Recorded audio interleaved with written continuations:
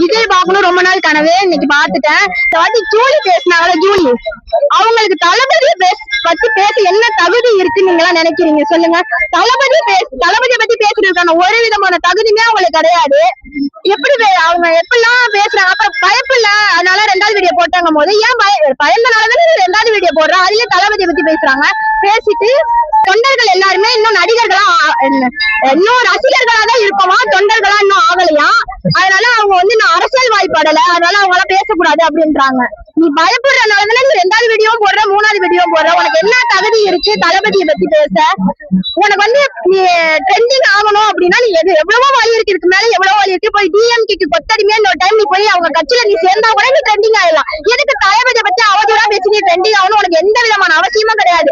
நீ ட்ரெண்டிங் ஆனு நினைச்சா எப்படியாவது போ டிஎம்கே கால்ல போய் விழுவு, எதனா பண்ணியா ட்ரெண்டிங் ஆயிடு. ஆனா இன்னொரு டைம் தளபதியை பத்தி பேசினா தளபதி தொண்டர்கள் எல்லாரும் உன்னை அடிச்சு உன்னை இதுக்கு மேல கிளிகிளின்னு கமல்ல கிழிப்பாங்க. எல்லாத்தையும்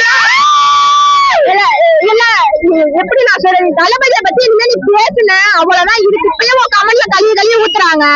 இதுக்கப்புறமும் பாத்துக்க ஜூலி, உனக்கு தளபதியை பத்தி பேசுறதுக்கான எந்த விதமான தகுதியுமே உனக்கு கிடையாது.